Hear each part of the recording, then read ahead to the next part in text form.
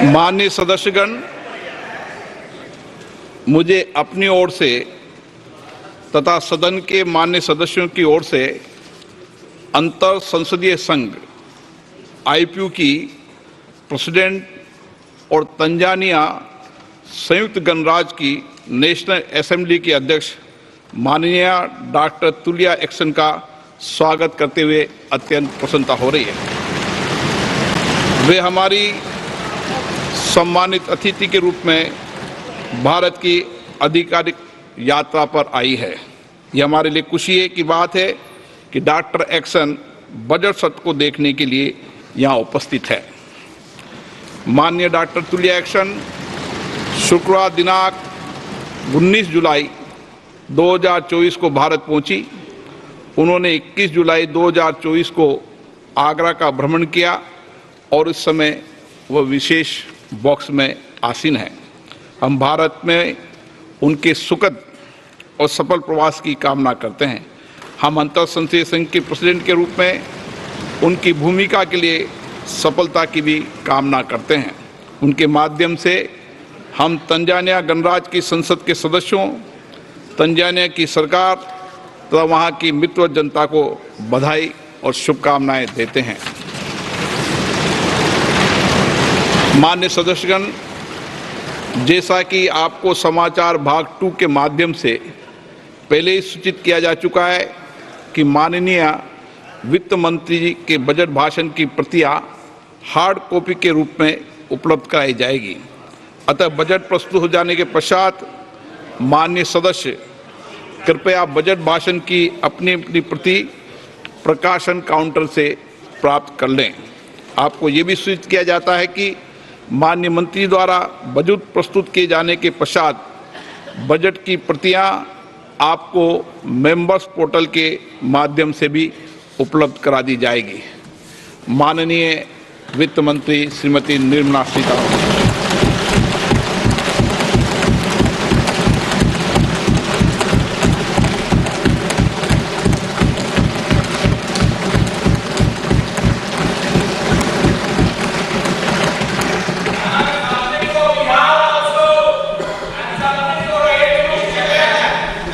Honorable Speaker, I present the budget for 24-25.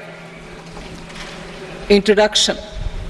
The people of India have reposed their faith in the government led by Honorable Prime Minister Shri Narendra Modi and re-elected it for a historic third term under his leadership.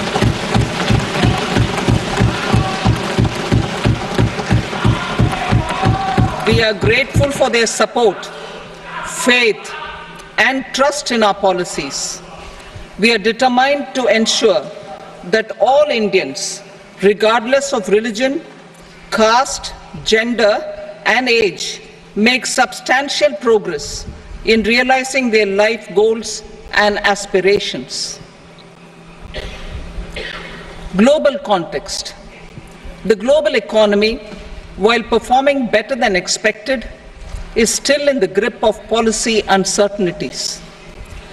Elevated asset prices, political uncertainties, and shipping disruptions continue to pose significant downside risks for growth and upside risks to inflation. In this context, India's economic growth continues to be the shining exception and will remain so in the years ahead.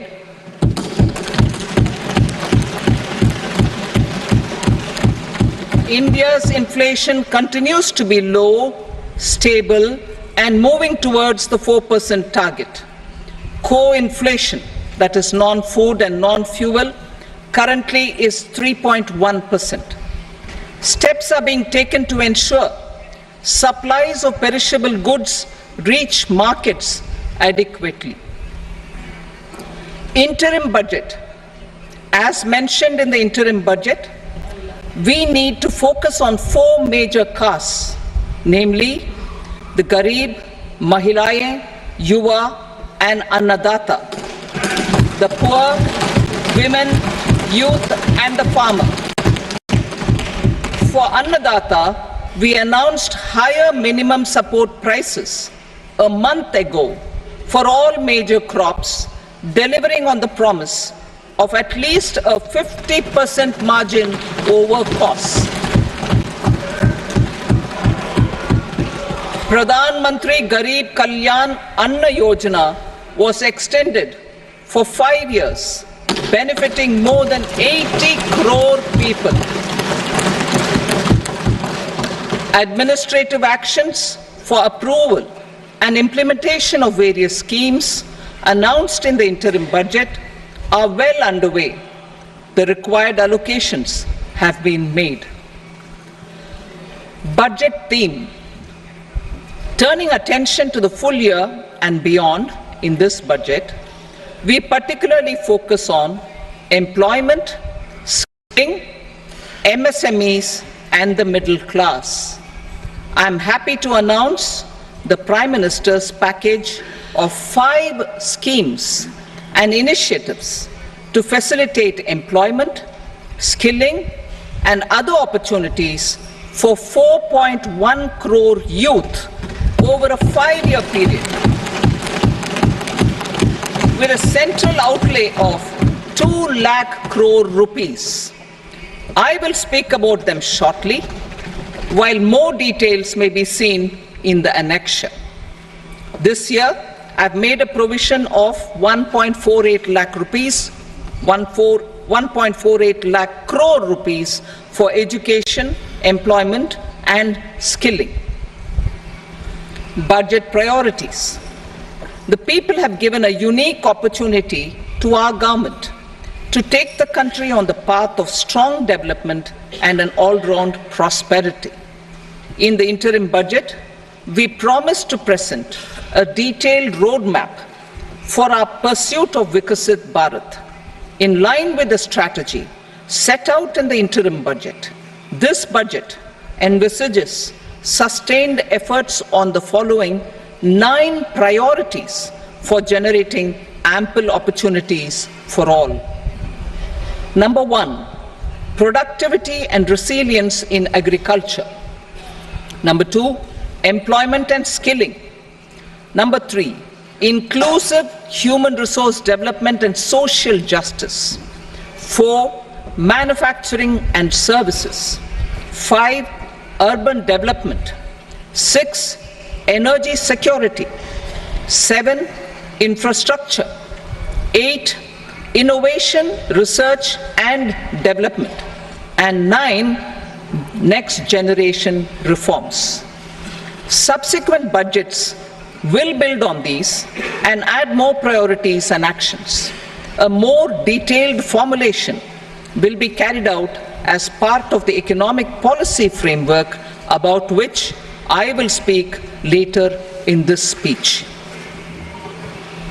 This budget details some of the specific actions to be initiated in the current year towards fulfillment of these priorities, with potential for transformative changes. The budget also covers some of the previously made announcements with intent to strengthen them and step up their implementation for expediting our journey towards the goal of Vikasit Bharat. Priority 1, productivity and resilience in agriculture. Transforming agricultural research. Our government will undertake a comprehensive review of the agricultural research setup to bring the focus on raising productivity and developing climate-resilient varieties. Funding will be provided in challenge mode, including to the private sector. Domain experts, both from the government and outside, will oversee the conduct of such research. Release of new varieties. New 109 high-yielding and climate-resilient varieties of 32 field and horticultural crops will be released for cultivation by farmers. Natural farming. In the next 2 years, 1 crore farmers across the country will be initiated into natural farming, supported by certification and branding. Implementation will be through scientific institutions and willing gram panchayats. 10,000 need-based bio-input resource centers will be established. Missions for pulses and oilseeds. For achieving self-sufficiency in pulses and oilseeds, we will strengthen their production, storage, and marketing. As announced in the interim budget, a strategy is being put in place to achieve Atmanirbharta for oilseeds such as mustard, groundnut, sesame, soybean, and sunflower. Vegetable production and supply chains. Large-scale clusters for vegetable production will be developed closer to major consumption centers. We will promote farmer-producer organizations, cooperatives, and startups for vegetable supply chains, including for collection and storage and marketing. Digital public infrastructure for agriculture.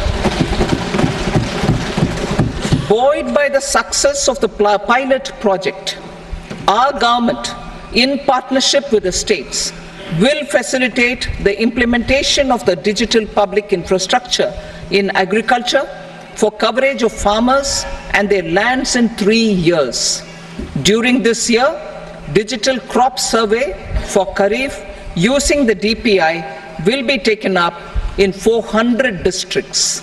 The details of 6 crore farmers and their lands will be brought into the farmer and land registries.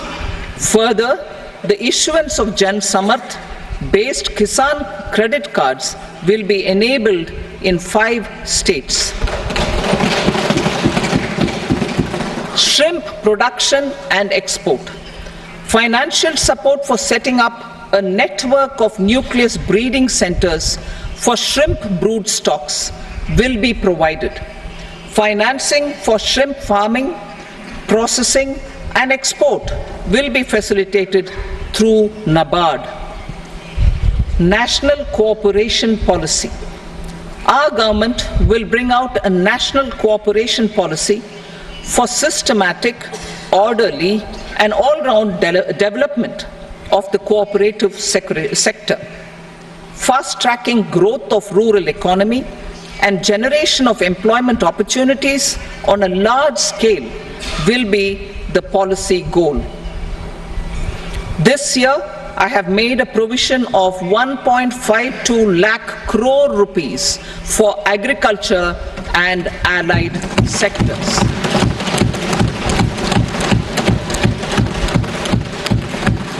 Priority 2, employment and skilling. Employment-linked incentive. Our government will implement following 3 schemes for employment-linked incentive as part of the Prime Minister's package. These will be based on enrollment in the EPFO and focus on recognition of first-time employees and support to employees and employers. Scheme A, first-timers. This scheme will provide 1 month wage to all persons newly entering the workforce in all formal sectors.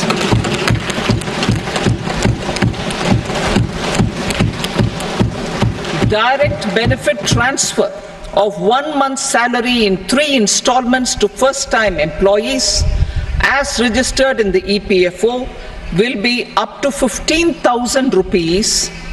The eligibility limit will be a salary of 1 lakh per month. The scheme is expected to benefit 210 lakh youths.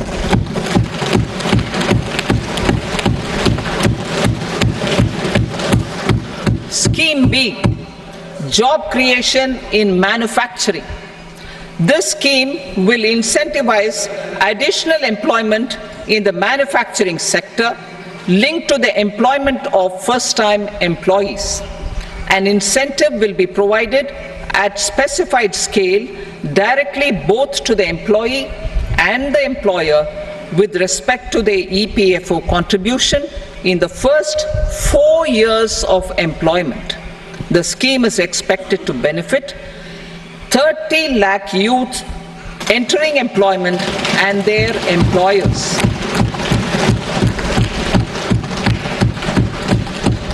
Scheme C, support to employers.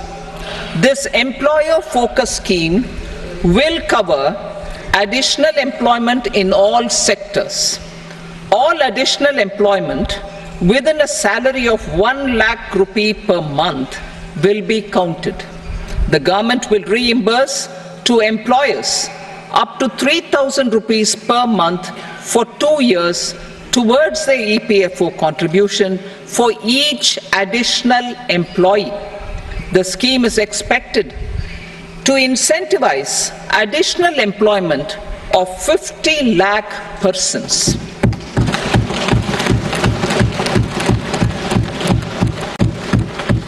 Participation of women in the workforce. We will facilitate higher participation of women in the workforce through setting up of working women hostels in collaboration with industry and establishing creches. In addition, the partnership will seek to organize women-specific skilling programs and promotion of market access for women SHG enterprises. Skilling program. I'm happy to announce a new centrally sponsored scheme as the fourth scheme under the Prime Minister's package for skilling in collaboration with state governments and industry. 20 lakh youth will be skilled over a 5-year period.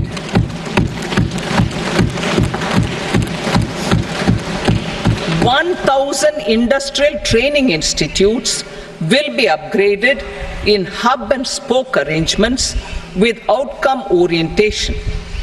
Course content and design will be aligned to the skill needs of industry, and new courses will be introduced for emerging needs." Skilling loans. The model skill loan scheme will be revised to facilitate loans up to 7.5 lakh rupees with a guarantee from a government-promoted fund. This measure is expected to help 25,000 students every year.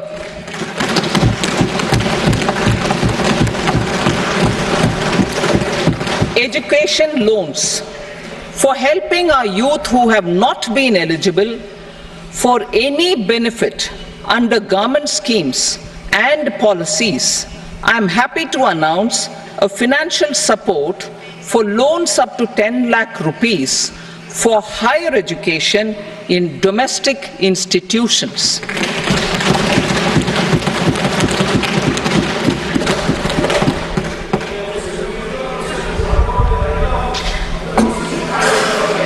E-vouchers for this purpose. E-vouchers for this purpose will be given directly to 1 lakh students every year for annual interest subvention of 3% of the loan amount. Priority 3, inclusive human resource development and social justice, saturation approach. Our government is committed to all-round, all-pervasive and all-inclusive development of people, particularly farmers, youth, women, and the poor. For achieving social justice comprehensively, the saturation approach of covering all eligible people through various programs, including those for education and health, will be adopted to empower them by improving their capabilities. Implementation of schemes meant for supporting economic activities by craftsmen, artisans, self-help groups, scheduled caste, scheduled tribe, and women entrepreneurs and street vendors such as the PM Vishwakarma, PM Swanidhi, National Livelihood Missions, and Stand Up India will be stepped up. Purvodaya. The states in the eastern part of the country are rich in endowments and have strong cultural traditions. We will formulate a plan, Purvodaya, for the all-round development of the eastern region of the country, covering Bihar, Jharkhand, West Bengal, Odisha, and Andhra Pradesh.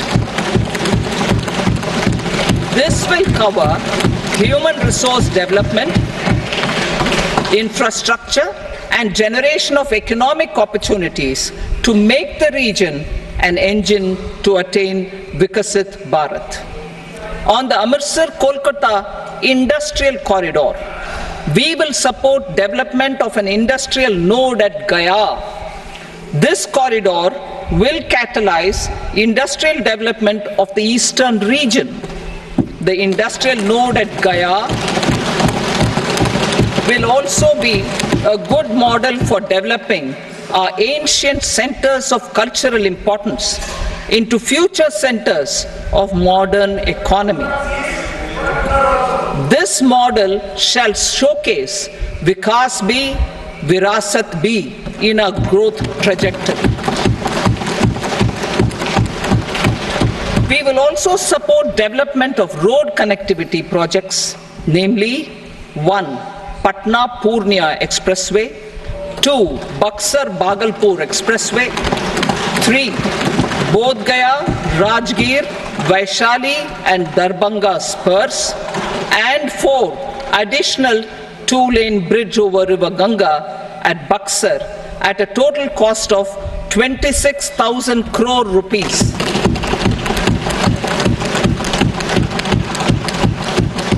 Power projects, including setting up of a new 2,400 megawatt power plant at Pir Painti, will be taken up at a cost of 21,400 crore rupees.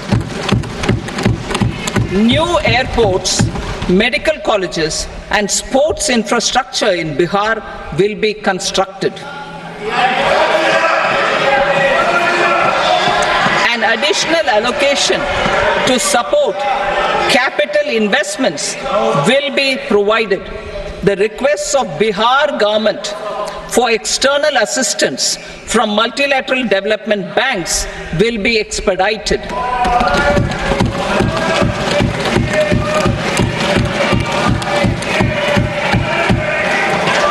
Andhra Pradesh Reorganization Act.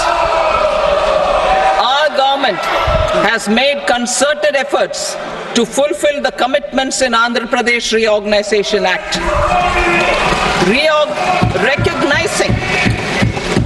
Recognizing the state's need for the capital, recognizing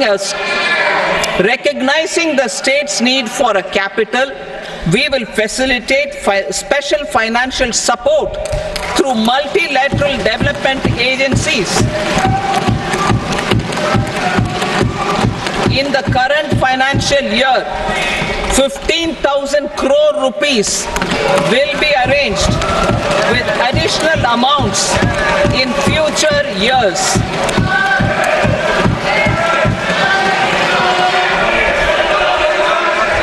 Our government is fully committed to financing and early completion of the Polavaram irrigation project, which is the lifeline for Andhra Pradesh and its farmers. This will facilitate our country's food security as well. Under the Andhra Pradesh Reorganization Act, for promoting industrial development, funds will be provided for essential infrastructure such as water, power, railways, and roads. In Kopparthi node on the Visakhapatnam-Chennai Industrial Corridor and Varavakal node on the Hyderabad-Bengaluru Industrial Corridor. An additional allocation will be provided this year towards capital investment for economic growth. Grants for backward regions of Rayalaseema, Prakasham, North Coastal Andhra, as stated in the Act, will be provided. PM Awas Yojana. 3 crore additional houses under the PM Awas Yojana in rural and urban areas in the country have been announced, for which the necessary allocations are being made. Women-led development. For promoting women-led development, the budget carries an allocation of more than 3 lakh crore for schemes benefiting women and girls. This signals our government's commitment for enhancing women's role in economic development. Pradhan Mantri Janjatiya Unnat Gram Abhiyan. For improving the socio-economic condition of tribal communities, we will launch the Pradhan Mantri Janjatiya Unnat Gram Abhiyan by adopting saturation coverage for tribal families in tribal majority villages and aspirational districts.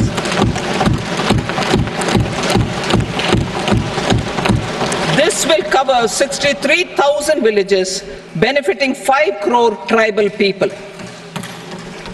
Bank branches in northeastern region. More than 100 branches of India Post Payment Bank will be set up in the northeast region to expand the banking services. This year, I have made a provision of 2.66 lakh crore rupees for rural development, including rural infrastructure. Priority 4, manufacturing and services, support for promotion of MSMEs. This budget provides special attention to MSMEs and manufacturing, particularly labor-intensive manufacturing.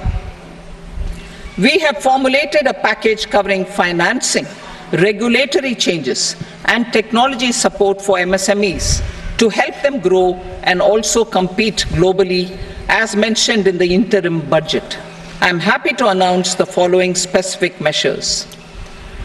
Credit guarantee scheme for MSMEs in the manufacturing sector. For facilitating term loans to MSMEs for purchase of machinery and equipment without collateral or third-party guarantee, a credit guarantee scheme will be introduced.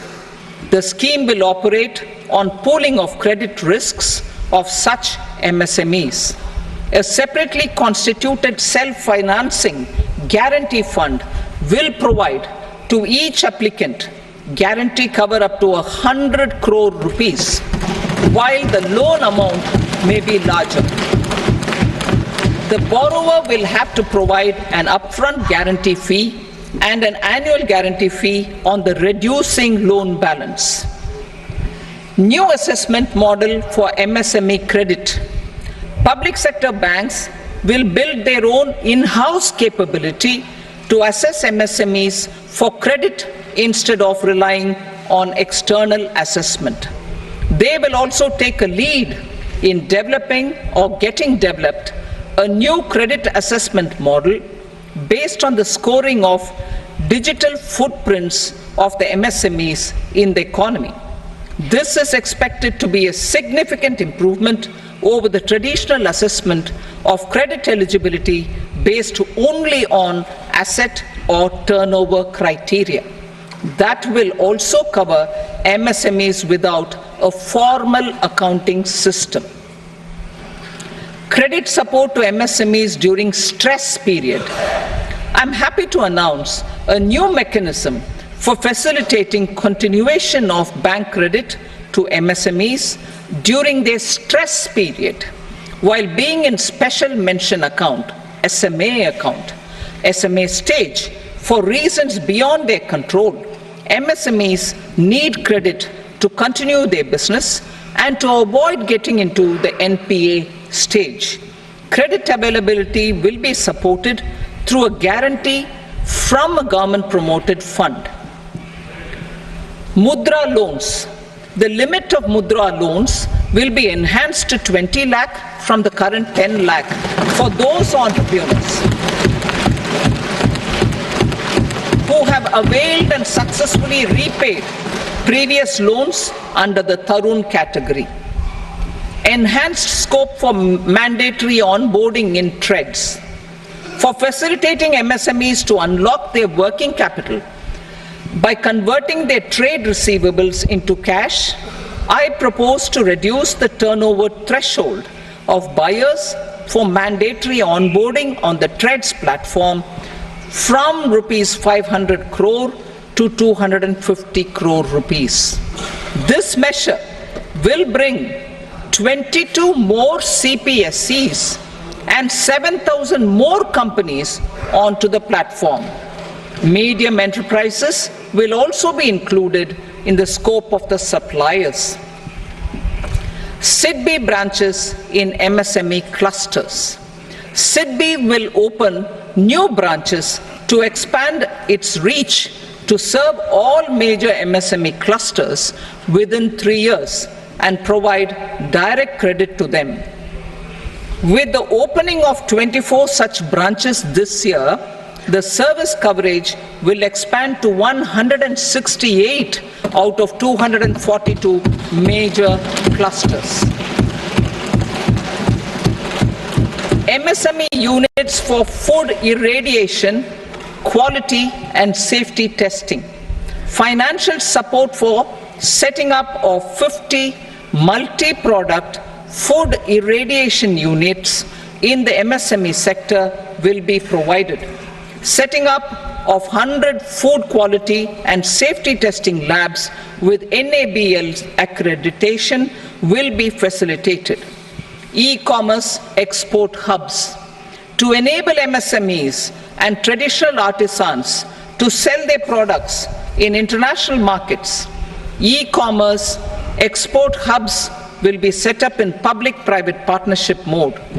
These hubs, under a seamless regulatory and logistic framework, will facilitate trade and export-related services under one roof.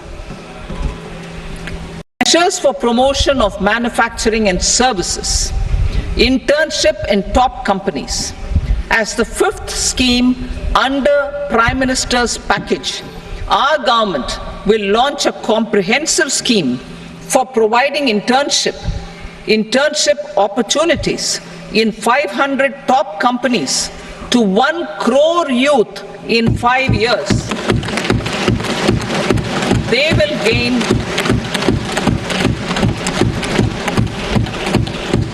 will gain exposure for 12 months to real-life business environment, varied professions, and employment opportunities. An internship allowance of 5,000 per month, 5,000 rupees per month, along with a one-time assistance of 6,000 rupees will be provided.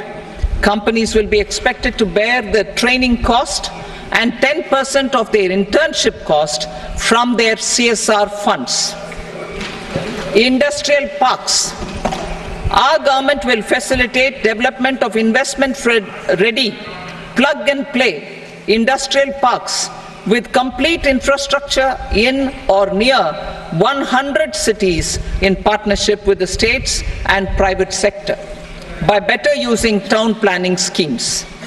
12 industrial parks under the National Industrial Corridor Development Program also will be sanctioned.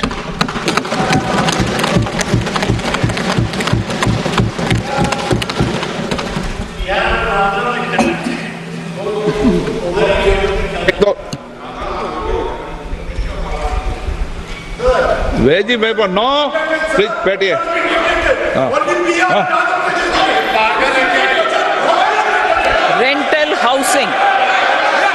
Rental housing with dormitory type accommodation for industrial workers will be, just 1 minute. Rental housing, I repeat, rental housing with dormitory type accommodation for industrial workers will be facilitated in PPP mode with VGF support and commitment from anchor industries.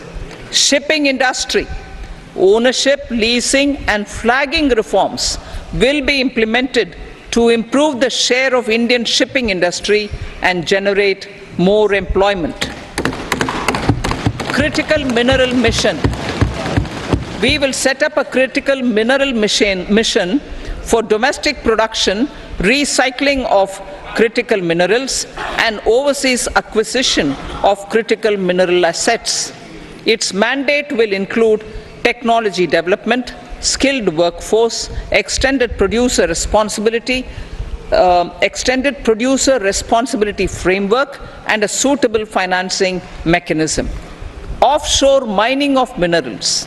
Our government will launch the auction of the first tranche of offshore blocks for mining, building, or exploration already carried out. Digital public infrastructure applications. Turning to the services sector, I propose development of DPI applications at population scale for productivity gains, business opportunities, and innovation by the private sector. These are planned in the areas of credit, e-commerce, education, health, law and justice, logistics, MSME service delivery, and urban governance. Integrated technology platform for IBC ecosystem. An integrated technology platform will be set up for improving the outcomes under the Insolvency Bankruptcy Code for achieving consistency, transparency, timely processing, and better oversight for all stakeholders. Voluntary closure of LLPs.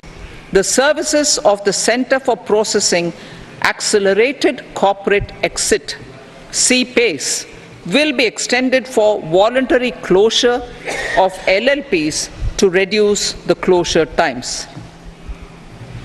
National Company Law Tribunals. The IBC has resolved more than 1,000 companies, resulting in direct recovery of 3.3 lakh crore to creditors. 3.3 lakh crore rupees to creditors. In addition, 28,000 cases involving over 10 lakh crore rupees have been disposed of even prior to admission. Appropriate changes to the IBC, reforms and strengthening of the tribunal and appellate tribunals will be initiated to speed up insolvency resolution. Additional tribunals will be established. Out of those, some will be notified to decide cases exclusively under the Companies Act. Debt recovery. Steps for reforming and strengthening debt recovery tribunals will be taken. Additional tribunals will be established to speed up recovery. Priority 5, urban development. Cities as growth hubs. Working with states, our government will facilitate development of cities as growth hubs. This will be achieved through economic and transit planning and orderly development of peri-urban areas utilizing town planning schemes.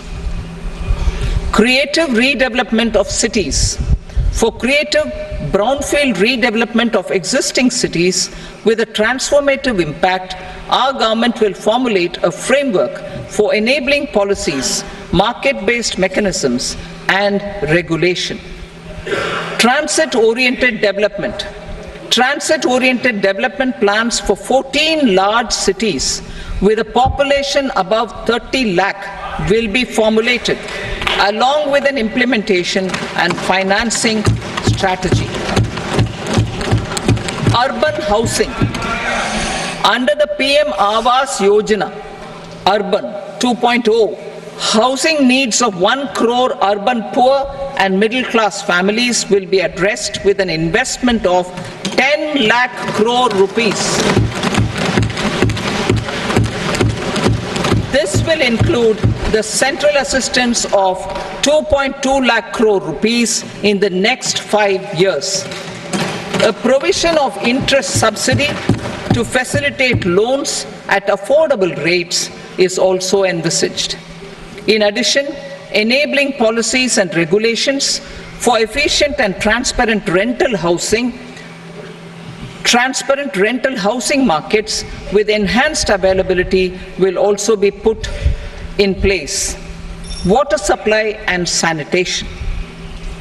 In partnership with state governments and multilateral development banks, we will promote water supply, sewage treatments, and solid waste management projects and services for 100 large cities through bankable projects. These projects will also envisage use of treated water for irrigation and filling up of tanks in nearby areas. Street markets. Building on the success of PM Swanidhi scheme in transforming the lives of street vendors, our government envisions a scheme to support each year over the next 5 years the development of 100 weekly hearts or street food hubs in select cities. Stamp duty. We will encourage states which continue to charge high stamp duty to moderate the rates for all and also consider further lowering duties for properties purchased by women. This reform will be made an essential component of urban development schemes. Priority 6, energy security, energy transition. In the interim budget, I had announced our strategy to sustain high and more resource-efficient economic growth, along with the energy security in terms of availability, accessibility, and affordability. We will bring out a policy document on appropriate energy transition pathways that balances the imperatives of employment, growth, and environmental sustainability. PM Surya Ghar Muft Bijli Yojana. PM Surya Ghar Muft Bijli Yojana. In line with the announcement in the interim budget,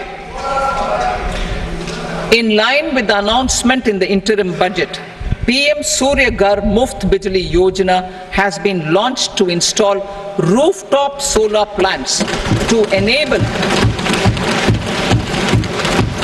1 crore households obtain free electricity up to 300 units every month.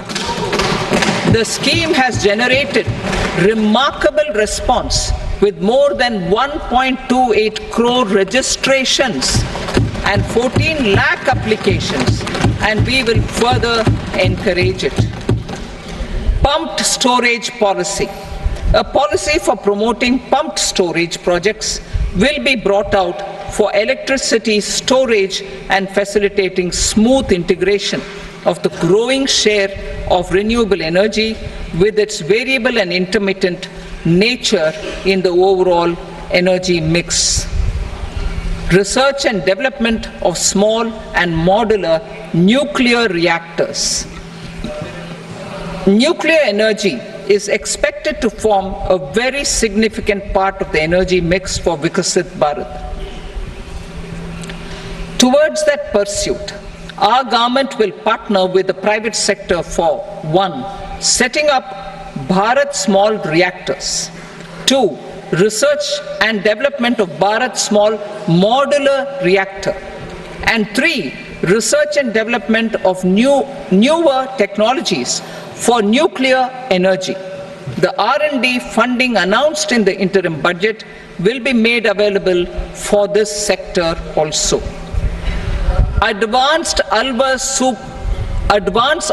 supercritical thermal power plants. The development of indigenous technology for advanced ultra supercritical thermal power plants with much higher efficiency has been completed. A joint venture between NTPC and BHEL will set up a full-scale 800 megawatt commercial plant using AUSC technology. The government will provide the required fiscal support. Moving forward, development of indigenous capacity for the production of high-grade steel and other advanced metallurgy materials for these plants will result in strong spin-off benefits for the economy. Roadmap for hard-to-abate industries. A roadmap for moving the hard-to-abate industries from energy efficiency targets to emission targets will be formulated. Appropriate regulations for transition of these industries from the current perform, achieve and trade mode to Indian carbon market mode will be put in place. Support to traditional micro and small industries. An investment-grade energy audit of traditional micro and small industries in 60 clusters, including brass and ceramic, will be facilitated. Financial support will be provided for shifting them to cleaner forms of energy and implementation of energy efficiency measures. The scheme will be replicated in another 100 clusters in the next phase. Priority 7, infrastructure investment by central government.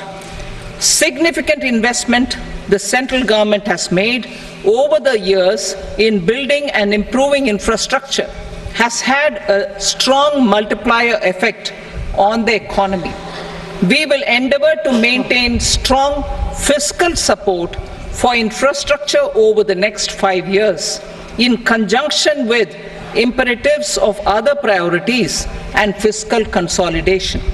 This year, I have provided 11,11,111 crore rupees for capital expenditure. This would be 3.4% of our GDP. Infrastructure investment by state governments.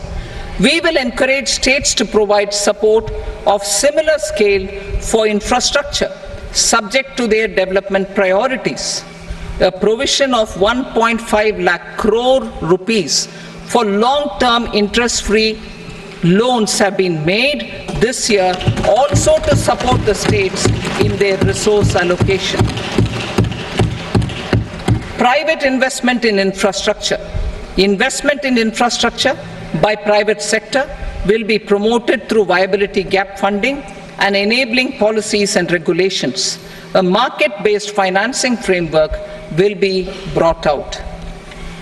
Pradhan Mantri Gram Sadak Yojana. Phase 4 of the PMGSY will be launched to provide all-weather connectivity to 25,000 rural habitations which have become eligible in view of their population increase. Irrigation and flood mitigation. Bihar has frequently suffered from floods, many of them originating outside the country.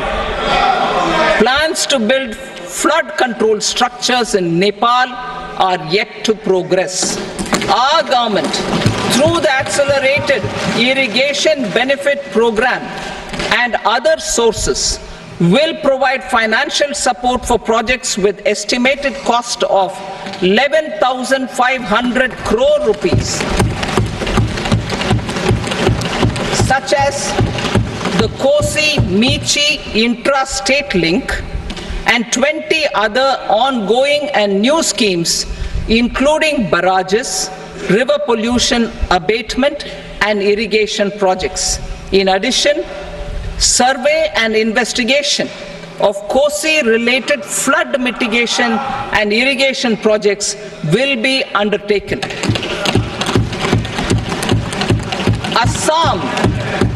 Assam grapples with floods every year by the Brahmaputra River and its tributaries originating outside India. We will provide assistance to Assam for flood management and related projects.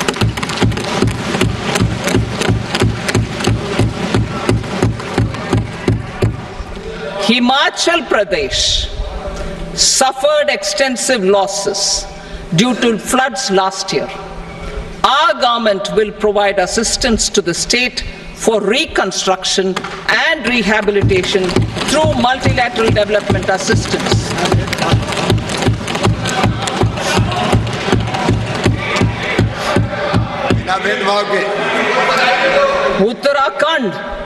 Uttarakhand too suffered losses due to cloudbursts and massive landslides. We will provide assistance to the state. Recently, Sikkim witnessed devastating flash floods and landslides that wreaked havoc across the state. Our government will provide assistance to the state. Tourism has always been a part of our civilization. Our efforts in positioning India as a global tourist destination will also create jobs, stimulate investments, and unlock economic opportunities for other sectors. In addition to the measures outlined in the interim budget, I propose the following measures. Vishnupad Temple at Gaya and Mahabodhi Temple at Bodh Gaya in Bihar are of immense spiritual significance. Comprehensive development of Vishnupad Temple Corridor and Mahabodhi Temple Corridor will be supported, modeled on the successful Kashi Vishwanath Temple Corridor to transform them into world-class pilgrim and tourist destinations. Rajgir holds immense religious significance for Hindus, Buddhists and Jains.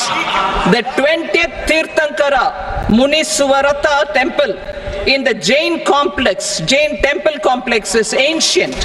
The Saptarishi or the 7 hot springs form a warm water Brahmkund that is sacred. A comprehensive development initiative for Rajgir will be undertaken. Our government will support the development of Nalanda as a tourist center, besides reviving Nalanda University to its glorious stature.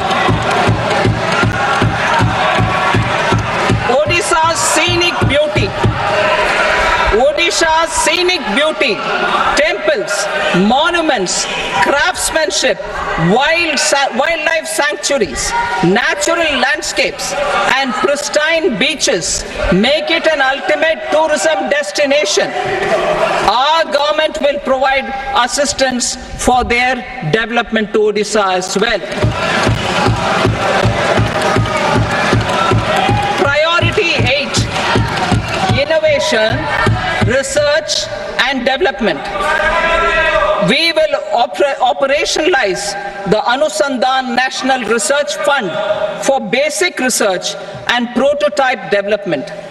Further, we will set up a mechanism for spurring private sector driven research and innovation at commercial scale with a financing pool of 1 lakh crore rupees in line with the announcement in the interim budget.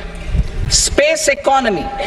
With our continued emphasis on expanding the space economy by 5 times in the next 10 years, a venture capital fund of 1,000 crore rupees will be set up. Priority 9, next generation reforms. Economic policy framework. We will formulate an economic policy framework to delineate the overarching approach to economic development and set the scope of the next generation of reforms for facilitating employment opportunities and sustaining high growth. Our government will initiate and incentivize reforms for 1. Improving productivity of factors of production, and 2. Facilitating markets and sectors to become more efficient. These reforms will cover all factors of production, namely land, labor, capital, and entrepreneurship, and technology as an enabler of improving total factor productivity and bridging inequality. Effective implementation of several of these reforms requires collaboration between the center and the states, and building consensus as development of the country lies in development of the states. For promoting competitive federalism and incentivizing states for faster implementation of reforms, I propose to earmark a significant part of the 50-year interest-free loan. Working with the states, we will initiate the following reforms.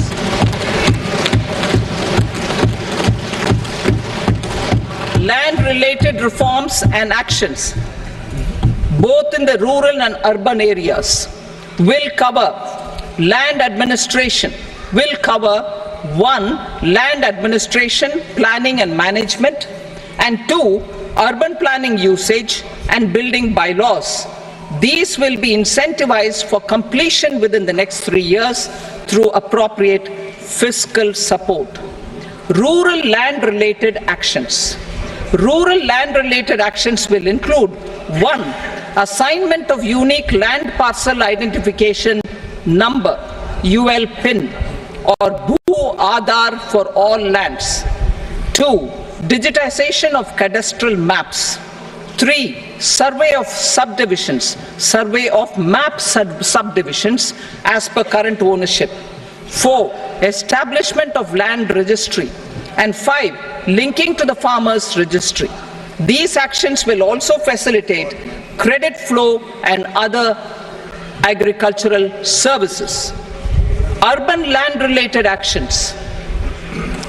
Land records in urban areas will be digitized with GIS mapping. An IT-based system for property record administration, updating, and tax administration will be established. These will also facilitate improving the financial position of urban local bodies. Labor-related reforms. Services to labor. Our government will facilitate the provision of a wide array of services to labor, including those for employment and skilling. A comprehensive integration of e-Shram portal with other portals will facilitate such one-stop solution. Open architecture databases for the rapidly changing labor market, skill requirements, and available job roles, and a mechanism to connect job aspirants with potential employers and skill providers will be covered in these services. Shram Suvidha and Samadhan portal. Shram Suvidha and Samadhan portal will be revamped to enhance ease of compliance for industry and trade. Capital and entrepreneurship related reforms. Financial sector vision and strategy. For meeting financing needs of the economy, our government will bring out a financial sector vision and strategy document to prepare the sector in terms of size, capacity, and skills.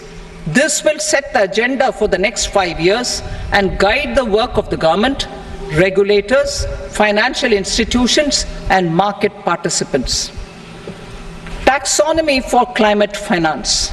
We will develop taxonomy for climate finance for enhancing the availability of capital for climate adaptation and mitigation. This will support achievement of the country's climate commitments and green transition. Variable capital company structure. We will seek the required legislative approval for providing an efficient and flexible mode for financing leasing of aircrafts and ships and pooled funds of private equity through a variable company structure. Foreign direct investments and overseas investment. The rules and regulations for foreign direct investment and overseas investments will be simplified to 1. Facilitate foreign direct investments, 2. Nudge prioritization, and 3. promote opportunities for using Indian rupee as a currency for overseas investment. NPS Vatsalya. NPS Vatsalya, a plan for contribution by parents and guardians for minors, will be started. On attaining the age of majority, the plan can be converted seamlessly into a normal NPS account. Use of technology. We have successfully used technology for improving productivity and bridging inequality in our economy during the past 10 years. Public investment in digital infrastructure and innovations by the private sector have helped in improving access of all citizens, particularly the common people, to market resources, education, health and services. We will step up adoption of technology towards digitalization of the economy. Ease of doing business. For enhancing ease of doing business, we are already working on the Jan Vishwas Bill 2.0. Further, states will be incentivized for implementation of the business reforms, action plans and digitalization. Data and statistics. For improving data governance, collection, processing and management of data and statistics, different sectoral databases, including those established under the Digital India Mission, will be utilized with active use of technology tools. New pension scheme. The committee to review the NPS has made considerable progress in its work. I am happy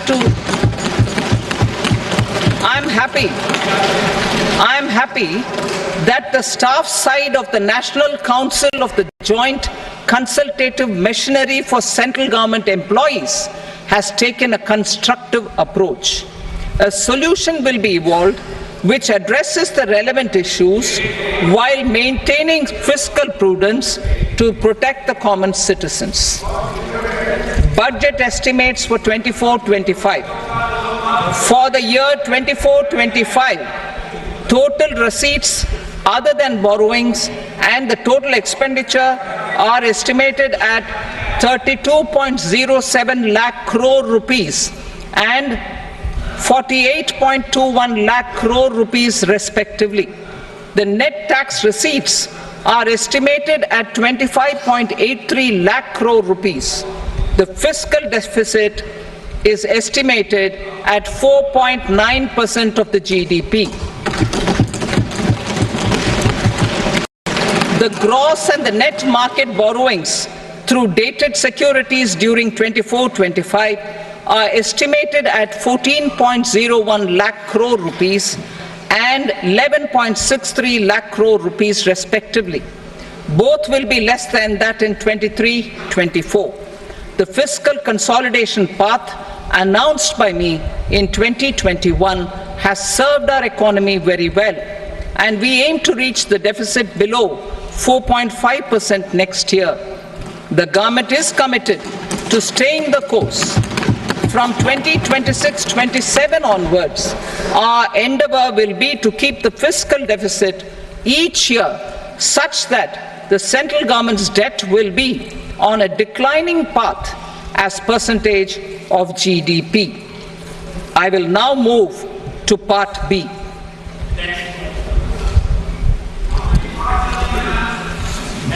Indirect taxes. Sir, I start with GST.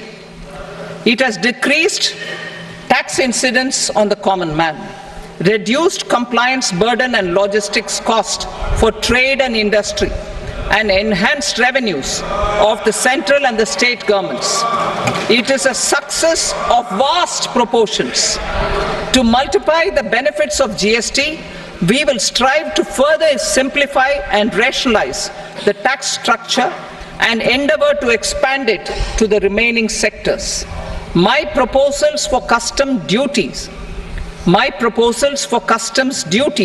intend to support domestic manufacturing, deepen local value addition, promote export competitiveness, and simplify taxation while keeping the interest of the general public and consumers surmount.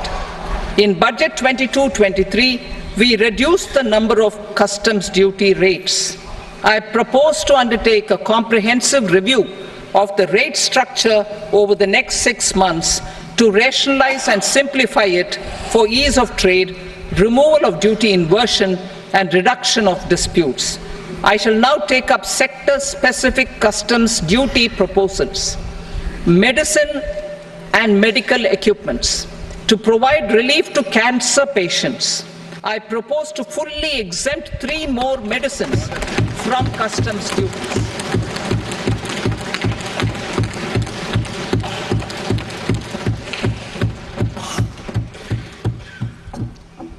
I also propose changes in the BCD on X-ray tubes and flat panel detectors for use in medical X-ray machines under the phased manufacturing program so as to synchronize them with the domestic capacity addition.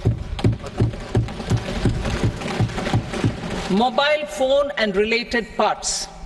With a 3-fold increase in domestic production and almost a 100-fold jump in exports of mobile phones over the last 6 years, the Indian mobile industry has matured.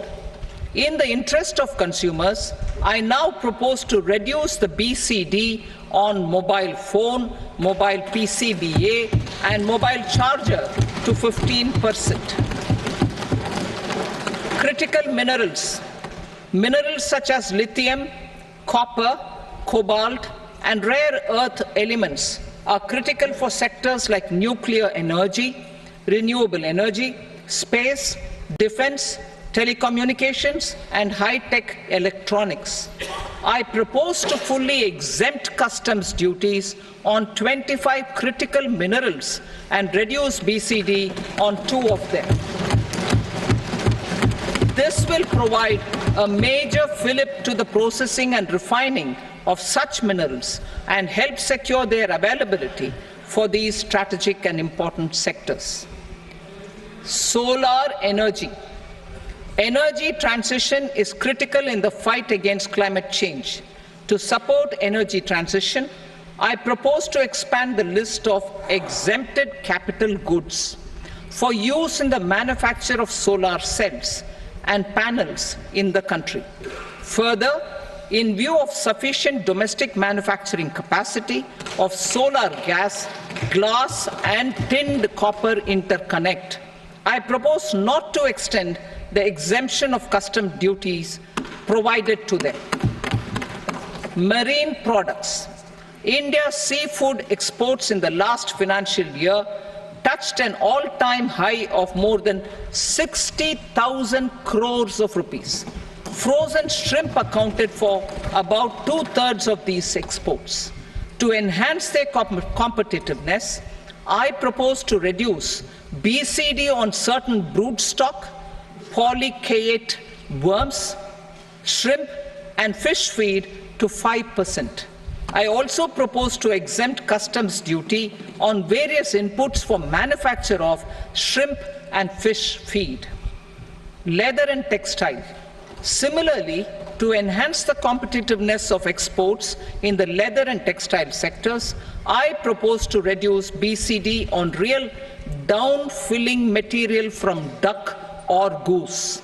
I am also making additions to the list of exempted goods for manufacture of leather and textile garments, footwear, and other leather articles for export.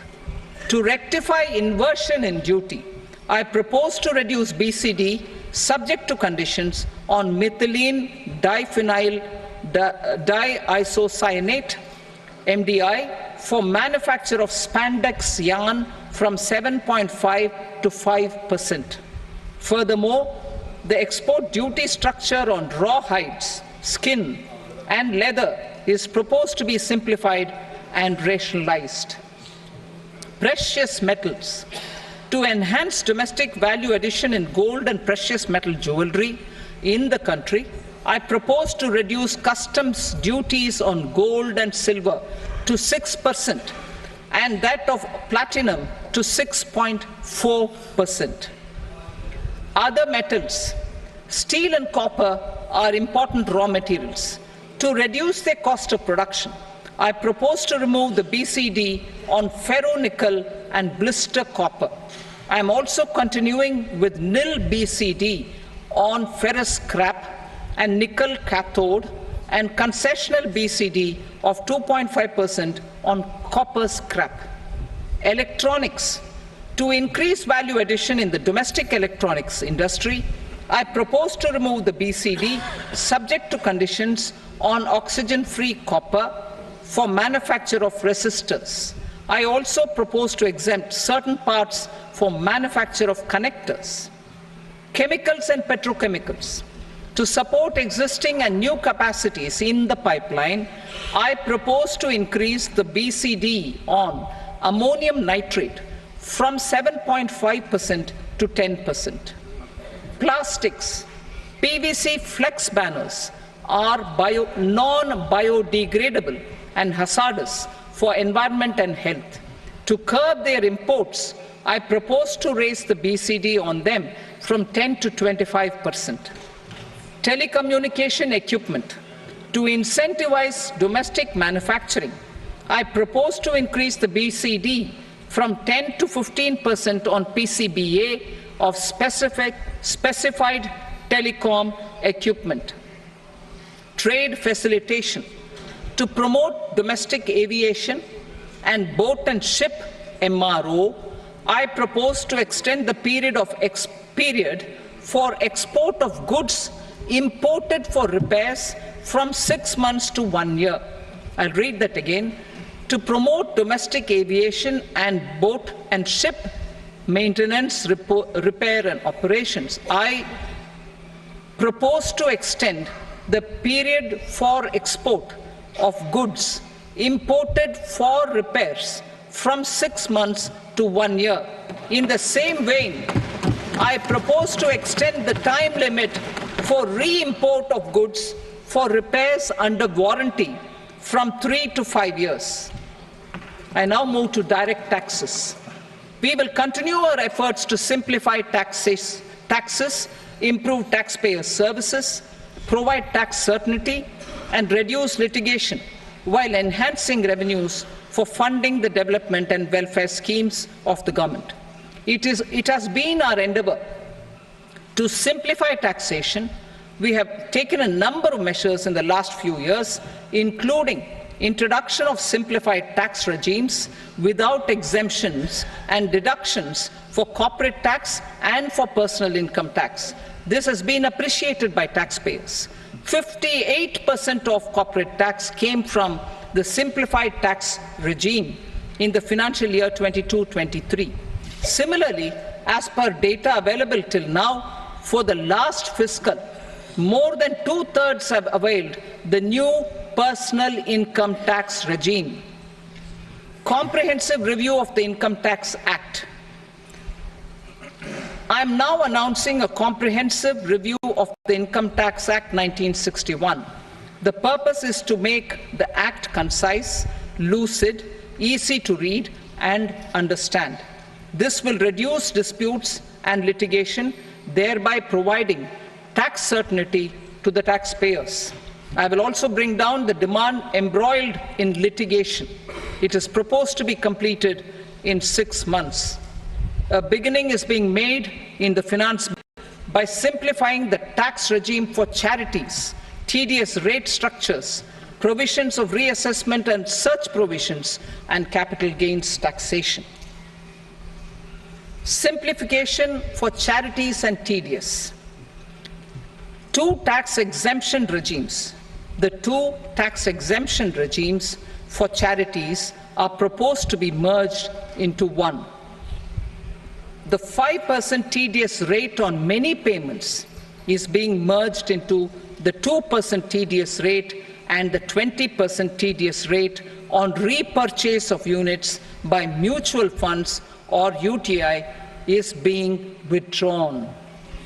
Tedious rate on e-commerce operators is proposed to be reduced from 1 to 0.1%. Moreover, credit of TCS is proposed to be given in the TDS to be deducted on salary. Further, I propose to decriminalize delay for payment of TDS up to the due date of filing statement for the same. I also plan to provide a standard operating procedure for TDS defaults and simplify and rationalize the compounding guidelines for such defaults. Simplification of reassessment. I propose to thoroughly simplify the provisions for reopening and reassessment. An assessment hereinafter can be reopened beyond 3 years from the end of the assessment year only if the escaped income is 50 lakh rupees or more, up to a maximum period of 5 years from the end of the assessment year. Even in such cases, a time limit of 6 years before the year of the search, as against the existing time limit of 10 years, is being proposed. This will reduce tax uncertainty and disputes. Simplification and rationalization of capital gains. Capital gains taxation is also proposed to be hugely simplified. Short-term gains on certain financial assets shall henceforth attract a tax rate of 20%, while that on all other financial assets and all non-financial assets shall continue to attract the applicable tax rate. Long-term gains on all financial and non-financial assets, on the other hand, will attract a tax rate of 12.5%. For the benefit of the lower and the middle income classes, I propose to increase the limit of exemption of capital gains on certain financial assets to 1.25 lakh rupees per year. Listed financial assets held for more than a year will be classified as long-term, while unlisted financial assets and all non-financial assets will have to be held for at least 2 years to be classified as long-term. Unlisted bonds and debentures, debt mutual funds, and market-linked debentures, irrespective of holding period, however, will attract tax on capital gains at applicable rates. Taxpayer services. All the major taxpayer services under GST and most services under customs and income tax have been digitalized. All remaining services of customs and income tax, including rectification and order giving effect to appellate orders, shall be digitalized and made paperless over the next 2 years. Litigation and appeals. While our concerted efforts to reduce pendency of appeals at various appellate fora are beginning to show good results, it will continue to engage our highest attention. To dispose of the backlog of first appeals, I plan to deploy more officers to hear and decide such appeals, especially those with large tax effect. For resolution of certain income tax disputes pending in appeal, I am also proposing Vivad Se Vishwas Scheme 2024. Further, I propose to increase monetary limits for filing appeals related to direct taxes, excise, and service tax in the tax tribunals, high courts, and Supreme Court to 60 lakh rupees, 2 crore rupees, and 5 crore respectively, with a view to reduce litigation and provide certainty in international taxation. We will expand the scope of safe harbor rules and make them more attractive. We will also streamline the transfer pricing assessment procedure. Employment and investment. I have a few proposals to promote investment and foster employment. First of all, to bolster the Indian startup ecosystem, boost the entrepreneurial spirit, and to support innovation. I propose to abolish the so-called angel tax for all classes of investors. Second, there is tremendous potential for cruise tourism in India. To give a fillip to this employment-generating industry, I am proposing a simpler tax regime for foreign shipping companies operating domestic cruises in the country. Third, India is a world leader in the diamond cutting and polishing industry, which employs a large number of skilled workers. To further promote the development of this sector, we would provide for safe harbor rates for foreign mining companies selling raw diamonds in the country. Fourth, to attract foreign capital for our development needs, I propose to reduce the corporate tax rate on foreign companies from 40 to 35%. Deepening the tax base. I have a couple of proposals for deepening the tax base. First, security transaction tax on futures and options of securities is proposed to be increased to 0.02% and 0.1% respectively. Second, for reasons of equity, I propose to tax income received on buyback of shares in the hands of recipients. Other proposals: to improve social security benefits, deduction of expenditure by employers towards NPS is proposed to be increased from 10 to 14% of the employee's salary. Similarly, deduction of this expenditure up to 14% of salary from the income of employees in private sector, public sector banks and undertakings opting for the new tax regime is proposed to be provided. Indian professionals working in multinationals get ESOPs and invest in social security schemes and other movable assets abroad. Non-reporting of such small foreign assets has penal consequences under the Black Money Act. Such non-reporting of movable assets up to 20 lakh rupees is proposed to be depenalized.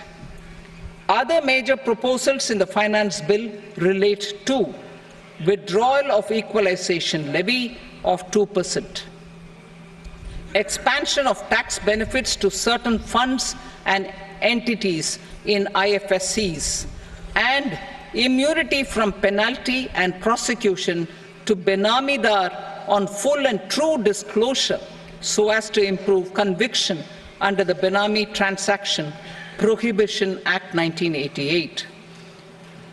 Personal income tax.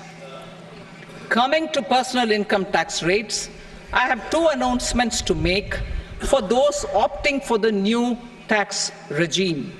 First, the standard deduction for salaried employees is proposed to be increased from 50,000 to 75,000 rupees.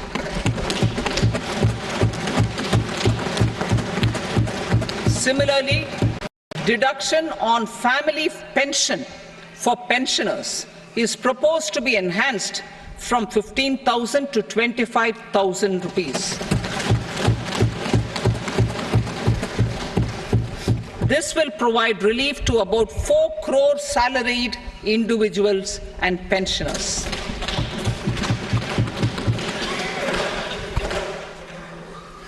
Second, in the new tax regime, the tax rate structure is proposed to be revised as follows: 0 to 3 lakh rupees, nil; 3 to 7 lakh rupees, 5%; 7 to 10 lakh rupees, 10%; 10 to 12 lakh rupees, 15%; 12 to 15 lakh rupees, 20%; and above 15 lakh rupees, 30%. As a result of these changes, a salaried employee in the new tax regime stands to save up to 17,500 rupees in income tax.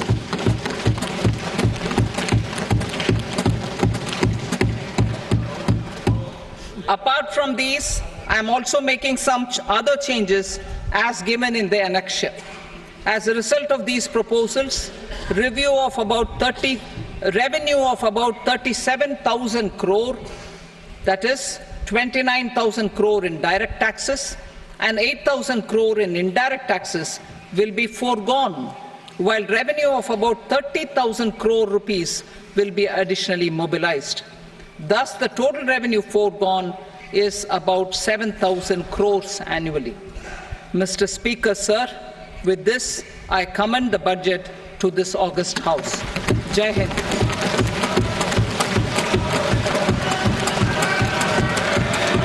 Item number 2. Item number 2.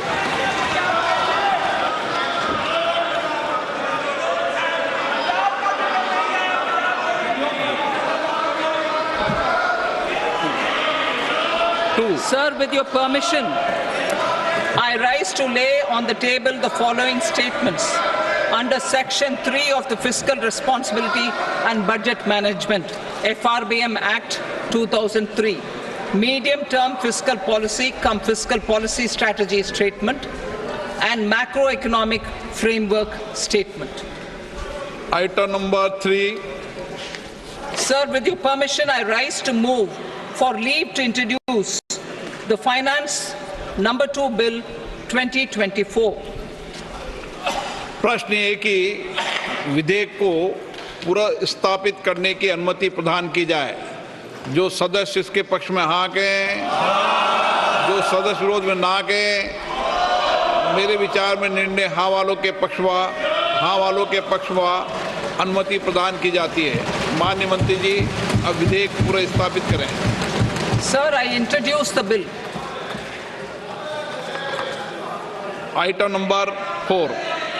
The Union Territory of Jammu and Kashmir budget. Sir, I rise to present a statement, Hindi and English versions, of the estimated receipts and expenditure of the Union Territory of Jammu and Kashmir for the year 24-25. सभा की कार्रवाई कल बुधवार दिनांक 24 जुलाई 2024 को प्राप्त 11 बजे तक के लिए स्थगित की जाती है। Speaker, I present the budget for 24-25. Introduction. The people of India have reposed their faith in the government led by Honorable Prime Minister Shri Narendra Modi and re-elected it for a historic third term under his leadership.